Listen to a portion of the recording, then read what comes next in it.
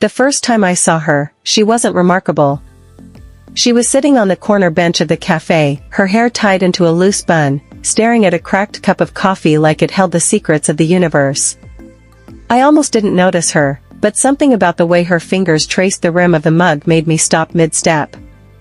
It was a gesture so small, so inconspicuous, yet it drew me in like gravity I didn't understand. I had passed that cafe countless times, but that day, the world seemed sharper, more defined, as if colors had been turned up and sounds had been given weight. She looked up briefly, catching my glance, and I realized she wasn't staring back, she was searching for something, or someone, inside herself. I don't know why I sat across from her without asking if I could. Maybe it was the quiet pull of curiosity, or maybe it was loneliness dressed as courage. Whatever it was, it led me to say, almost unconsciously, "Mind if I join you?" She blinked, startled, and then smiled, slowly, like she had been holding it back, as if smiles were expensive and she had been saving hers. "Sure," she said. Her voice was soft, almost fragile, but it didn't hide the sharp edges beneath it. I noticed then, in the slight tremble of her hands, that she was holding a notebook, its pages overflowing with scribbles and half-erased thoughts. We didn't talk much at first. I think we were both testing the water, unsure if it would support our weight. But there was something comforting in her presence, like sitting next to a candle on a dark night, warm, quiet, and alive. I learned her name was Alara, and that she wrote poetry that no one ever read. "Words," she said once, "are safer than people." I didn't argue, I just nodded, sensing the depth behind the simplicity. Days passed. I started showing up at the same time, drawn by the invisible thread that seemed to tie us to the corner bench. We didn't need conversation at first, just the presence of another human being was enough. But slowly, like dawn creeping over the horizon, our words began to find each other. She told me about her childhood in a town where everyone knew your mistakes before you made them.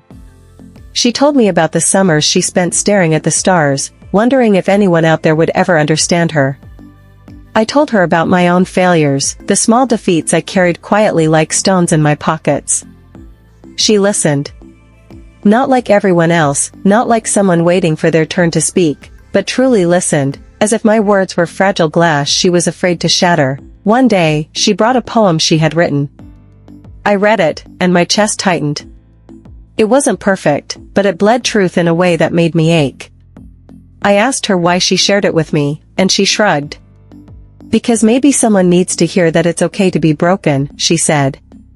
And I understood then that this, whatever this was about healing. Not suddenly, not completely, but every day, a little. Weeks turned into months. I learned the rhythm of her world, the tiny rituals that made her feel alive, the way she always took her coffee black, the way she tapped her pen against her notebook when she was thinking, the way she hummed softly when the cafe was quiet.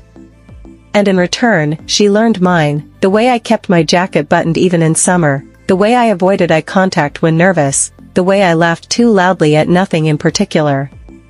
Life, of course, refused to be simple. There were days when she didn't show up. Days when I walked into the cafe and the corner bench was empty, and I felt the weight of absence pressing down like water. I realized then that connection isn't about constant presence, it's about endurance. It's about being willing to come back, to show up, even when the world is cruel and uncertain. One rainy afternoon, she finally let me into a secret she had been guarding fiercely, her fear of being ordinary, of fading into the background, of being another story no one remembered. I didn't have the words to fix it, because you can't fix fear. But I held her hand, and she held mine, and in that small, imperfect gesture, we found solace. Sometimes, presence itself is enough to tell someone they are seen. We didn't have grand declarations or sweeping gestures.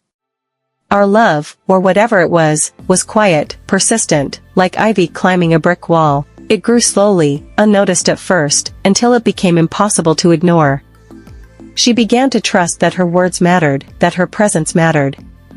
And I began to understand that sometimes the most profound things are the small ones, the shared glance, the brush of a hand, the whispered confession of a poem no one else will read. Years later, I still remember her at that cafe, the first day I truly noticed her. And I remember every day after that, each one a small victory against loneliness, each one a little step toward connection. Because life doesn't hand out miracles in grand gestures. It gives them in fragments, in moments, in tiny threads of courage and vulnerability that, when woven together, create something extraordinary. And sometimes, if you are patient and brave enough, you realize that those little threads are all you need to live. All you need to heal. All you need to love. The moral of the story: life is not about instant miracles or sudden transformations. True growth, healing, and connection happen gradually, a little at a time. Every small act of kindness, every shared moment, every brave word spoken matters. Even in silence or absence, presence, patience, and consistency can create bonds that transform lives.